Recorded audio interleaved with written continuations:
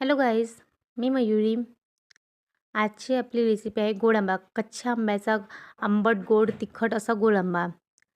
चला तर आपण आपल्या व्हिडिओला सुरुवात करूया. सगळ्यात प्रथम मी इथे कच्चे आंबे घेतलेले आहेत. त्याला स्वच्छ धुवून घेतलेलं आहे मी.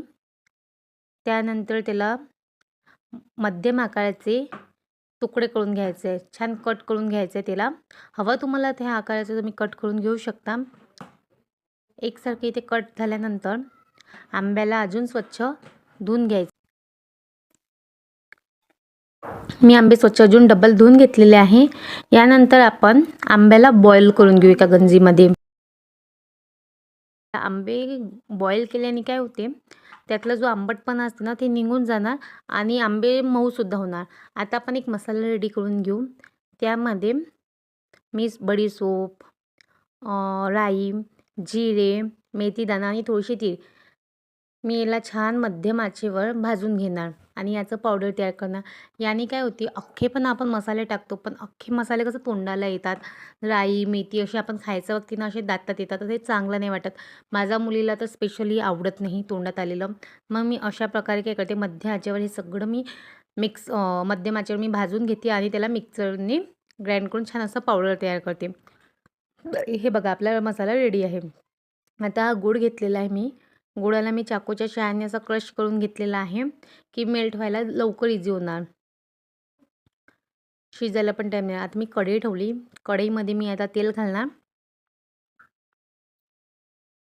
आंब्याच्या साईज बघून तेल किती लागणार, काय लागणार आणि तिखट हे बेसिकच आहे.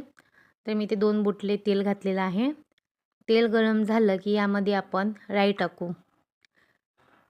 राई तडतडली की आपण यामध्ये 2 तेजपत्ता टाकू. तेजपत्ता घातलं की यामध्ये बारीक चिरलेला कांदा घालूया. कांद्याला छान परतून घेऊ आपण. कांद्याला आपल्याला छान प्रकारे शिजवायचे, जसे गोल्डनिश आणि मऊ होत नाही कांदा तोपर्यंत आपल्याला शिजवायचा आहे. छान मध्यम आचेवरच हे सगळं शिजवून घेणार आहे. एकीकडे आपलं मँगोचं ते बॉईल होते एका गंजीमध्ये. त्याचं तुम्हाला मी सांगितलं आहे की आंबटपणा निघायला हवं. त्यानंतर मी इथे कांदे बघा असं छान मऊ आणि गोल्डनिश झालेलं आहे. यामध्ये आता आपण आलं, लसूण आणि संबार याची पेस्ट घालूया आणि याला छान प्रकारे शिजवून घेऊ. आलं आणि लसणची जोपर्यंत कच्चापणा निघत नाही त्याचं, तोपर्यंत आपण याला छान प्रकारे आपण शिजवून घेऊ.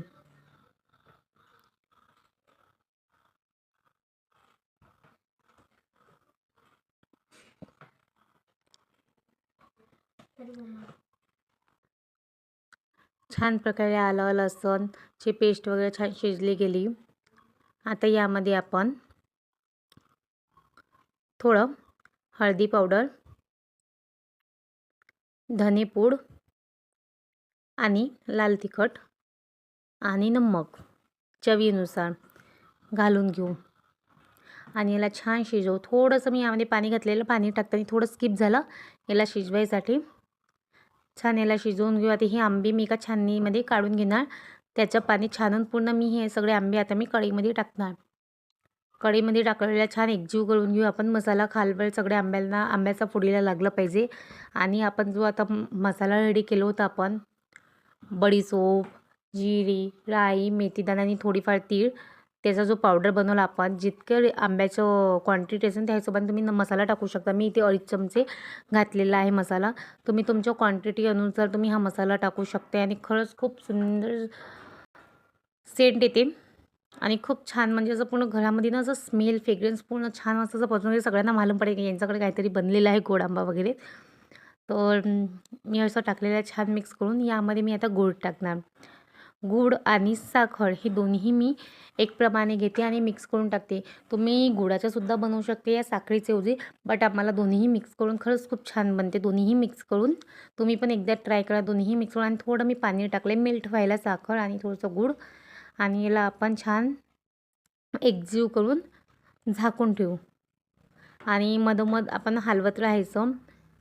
मी गॅसची फ्लेम एकदम लो केलेली आहे. आता अंदरपर्यंत शिजायला थोडीशी मी कोथिंबीर टाकली गार्निशिंगसाठी आणि चवीसाठी. आता आपण परत झाकण ठेवलं आहे. झाकण उघडून बघू. बघा किती सुंदर दिसत आहे बघा दिसायला.